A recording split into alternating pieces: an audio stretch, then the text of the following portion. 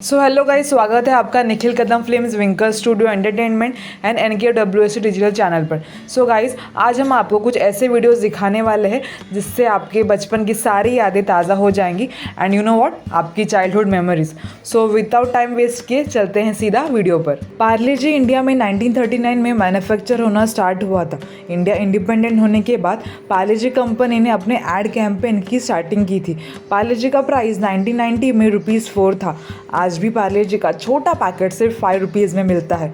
पार्ले जी gold काफ़ी कम लोगों को पसंद है। आपको कौन सा पसंद है ये कमेंट में आके ज़रूर लिखें।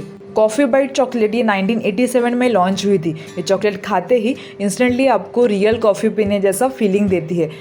इनके current owner company Lotte India Corporation Limited है।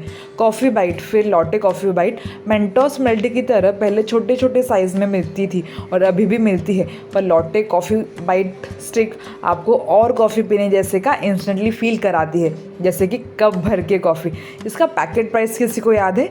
याद हो तो कमेंट में आके ज़रूर लिखना। टिक टैक एक ऐसा कैंडी है जो कई फ्लेवर्स में अवेलेबल है। ये कैंडी शॉप्स में मोस्टली 2010 के बाद ही आया था, लेकिन कुछ समय बाद कुछ शॉप्स में ही ये मिलने लगा। ये कैंडी का प्राइस ₹10 है और पहले ये ₹25 में भी मिलता था, छोटे डिब्बे में। अभी भी मिलता है, पर उसका कूलनेस फ्रेशनेस पहले जैसा नहीं रहा। आपको टिक टैक अच्छा लगता था क्या?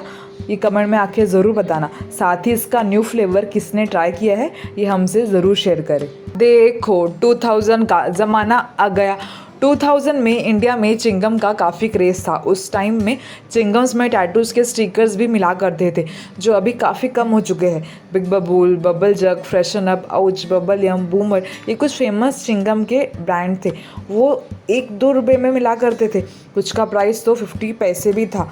Choco eclair, double choco eclair, milk eclair में भी टैटूज़ मिलना मतलब बोनस जैसा था। Specially in chewing gums were the best childhood memories like in Boomer, Big Babol. कभी कभी तो ऐसा होता था कि टैटूज़ के लिए ही हम चिंगम या चॉकलेट खरीदा करते थे।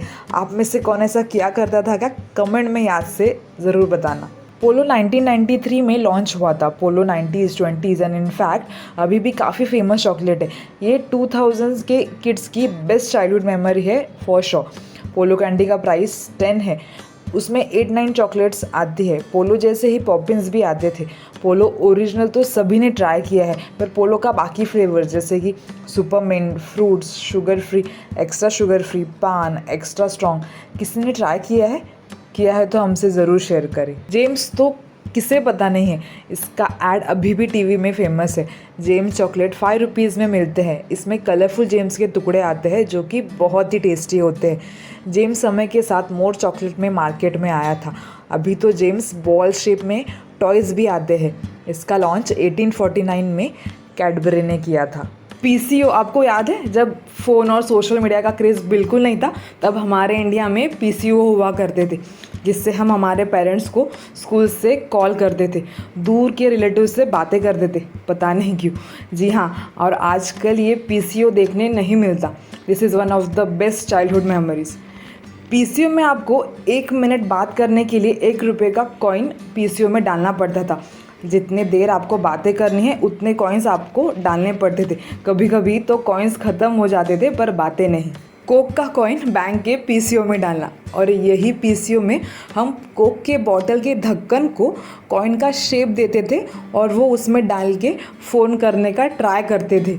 It was so much fun back then. ₹10 half an hour for FB। याद है जब घर वालों से छुप कर FB पे नया अकाउंट ओपन किया था?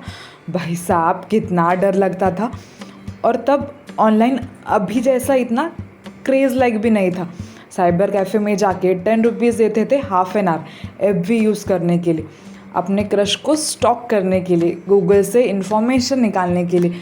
कई तो गेम्स भी खेला करते थे। वो भी क्या दिन थे यार। आप साइबर में जाके क्या करते थे हमसे ज़रूर शेयर करें। McD ₹35 burger. याद है इंडिया में जब न्यू मैकडी आया था 1996 में, तब भाई ₹30 में बर्गर स्टार्ट हुआ था। अब भाई ₹100 हो गया है। आपको याद है हम बचपन में मैंगो कैंडी खाते थे? हॉनेस्टली उसका टेस्ट इतना खास नहीं होता था, लेकिन प्राइस के मुकाबले उसका क्वांटिटी बहुत ज़्यादा होता था। अब स्कूल में जाने वाले बच्चे को अगर ₹5 में आप इतनी बड़ी कैंडी दे दोगे तो उसको और क्या ही चाहिए होगा। Fruit beer. जी हाँ, ये हम college and school going students के लिए वोडका या दारू से कम नहीं था। नहीं यार, ये सब मैं नहीं ड्रिंक करती थी, लेकिन बियर का नाम सुनने के बाद थोड़ा तो कूल बिहेव करना पड़ता है ना। तो फ्रूट बियर काफ़ी ज़्यादा सड़े हुए फ्रूट से बनती है।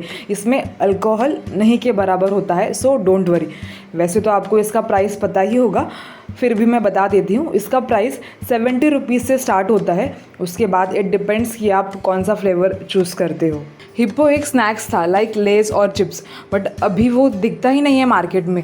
ये 10 रुपीज़ का पैकेट आता था, लेकिन इसका प्रोडक्शन कॉस्ट बहुत ज़्यादा था, इसके लिए इंडिया में इसको बाद में बंद करना पड़ा। 2013-14 में हिप्पो का लास्ट प्रोडक्शन हुआ था। इसका हाईलाइट था इसका पैकिंग। क्या आप भी हिप्पो को मिस करते हो? साथ ही साथ अंकल चिप्स, किसको याद है जिसमें कलरफुल भिंगरी जैसा पेन मिलता था? मुझे तो बहुत बार पिंक कलर मिला था। आपको कौन सा मिला था? कमेंट में ज़रूर शेयर करना। और हाँ, अंकल चिप्स 1992 में अमृत एग्रो लिमिटेड द्वारा लॉन्च किया गया था, जिसके बाद में 2000 में फ्रीटोले ओन्ड बाय पेप्सी को इंडिया ने अपने अधिकार में ले लिया। कुरकुरे प्लास्टिक होते, हुआ लर्ड कुरकुरे इतने समय से खा रहे थे, फिर खाए या नहीं खाए ये समझ ही नहीं आ रहा था। कौन कौन इस खाए या नहीं खाए इस कन्फ्यूजन से उस समय गुजर रहा था। सब लोग बोलते थे कि कुरकुरे को अगर कैंडल या गैस के ऊपर रखोगे तो उसमें से प्लास्टिक नीचे गिरेगा। मैंने तो पर्सनली कभी ट्राई नहीं किया, अगर आपने किया हो तो ज़रूर बताना। बाय द वे, इस न्यूज़ के बाद कुरकुरे के शेयर्स पर भी काफ़ी इफ़ेक्ट हुआ था। रबर विद पेंसिल का कचरा, आपको याद है जब हम शार्पनर के कचरों को पानी में डाल के रखते थे और सोचते थे कि कैसे उसका रबर बन जाएगा? कितने पागल थे और हम मासूम भी।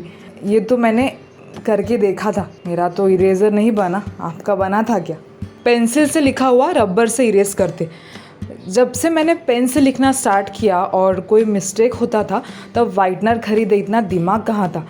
तब आपको याद है हम कैसे रॉन्ग वर्ड पे थोड़ा पानी लगाते थे और उसको रबर से इरेज करते थे। बहुत अच्छी थी यार तब लाइफ, जब हमें सीए के फर्म में कोई झोल करने के बजाय स्कूल में ऐसे झोल करना पड़ता था। पेंसिल बैक टू बैक निप्स, और आपको ये तो याद ही होगा कैसे बीच में एक पेंसिल निकली थी जिसमें एक साथ 5-5 निप्स होती थी, और वो भी बैक टू बैक। कितना मज़ा आता था वो निप्स से कुछ भी लिखने के लिए। हाँ, वो बात अलग है कि उस पेंसिल से हम मुश्किल से 4 वर्ड्स लिख पाते और उसके पहले ही वो निप टूट जाता। और वो पेंसिल भी किसी को याद है जिसमें इंजेक्शन जैसे पेंसिल के नीडल को वो पेन जैसे दिखने वाले पेन में डालना पड़ता था।